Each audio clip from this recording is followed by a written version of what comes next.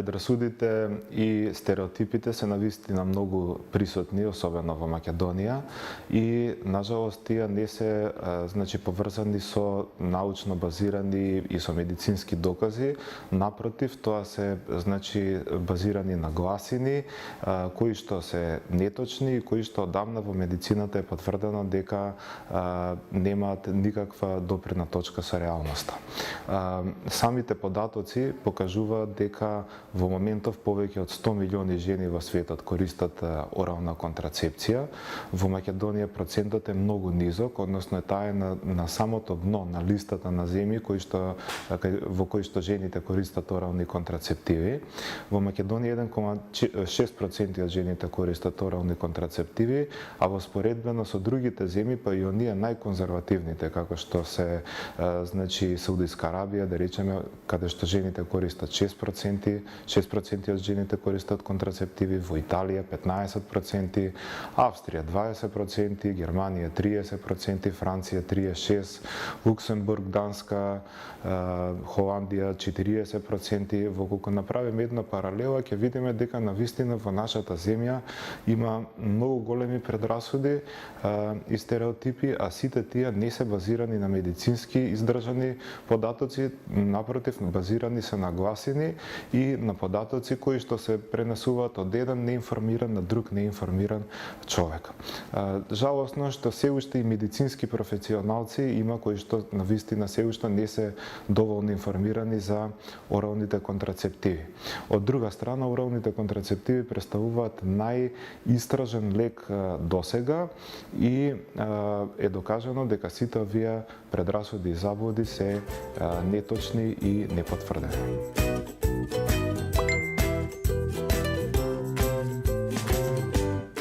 Придобивките по здравјето се навистина многу, освен оној контрацептивен ефект што пилулите го даваат, има огромен број на други ефекти.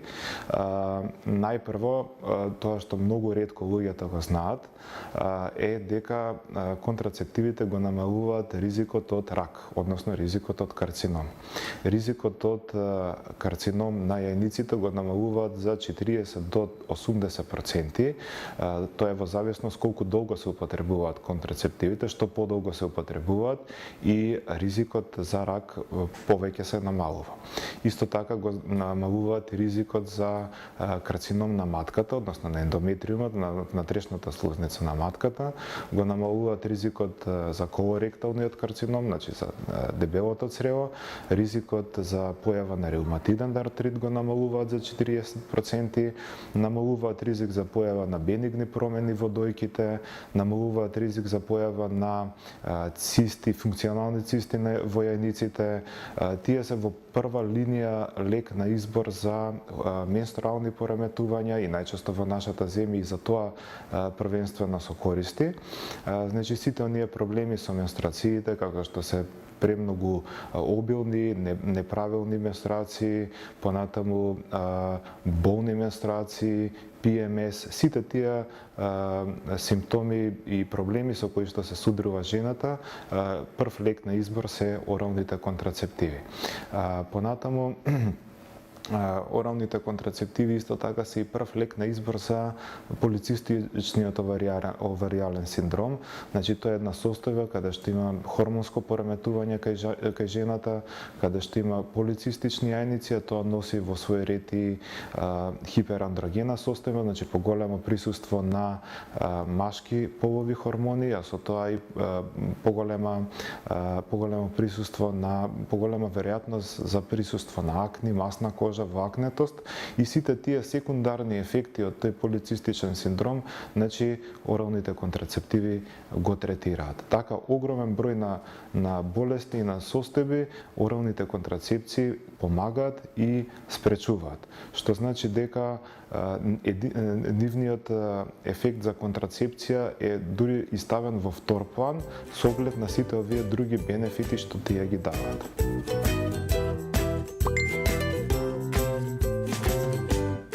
Спиралата не е подзаборавена, има точно определено кога може таа да се користи, а кога е подобро да се користат оралните контрацептиви. Има сега и нови типови на спирали кои што, за разлика од она првата стара бакарна спирала сега имаат и други ефекти, како кај оние жени кај кои што е потребно да се постигне да се редуцира менструалното крварење, неговата обилност, неговото време траење и слично.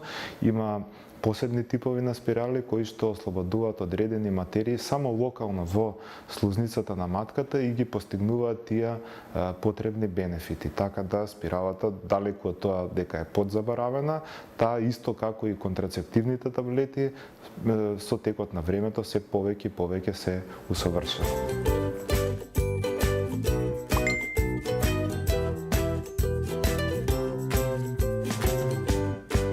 Прекинат сексуален однос и неупотребата на кондом е многу небезбедна метода, бидејќи приближно 20% од жените ќе останат бремени во рок од 1 година.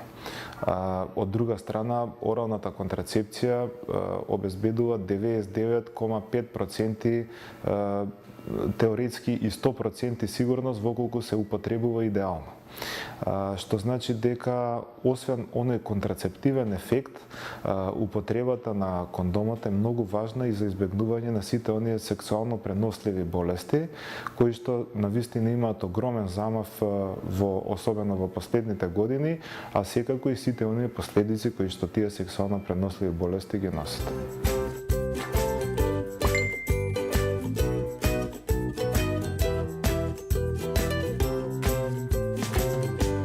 Процентот на заштита во колку се користат овие најидеални две методи би бил практично 100% ако е идеално користењето, значи ако нема грешки во користењето на овие две контрацепции комбинирано.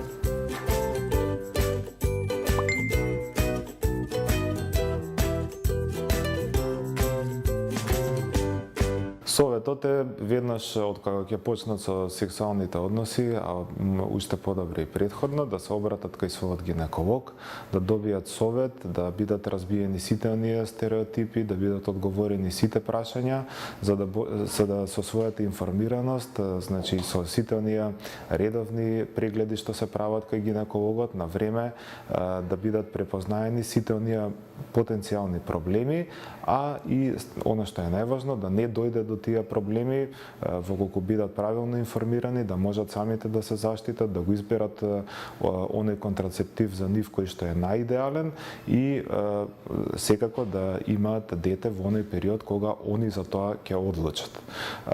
Од друга страна, сите оние сексуално преносливи болести да бидат да се спречат да ги добијат, а во исто време, ако веќе ги добиле, да бидат на време откриени и на време третирани за како не би дошло до некакви последици.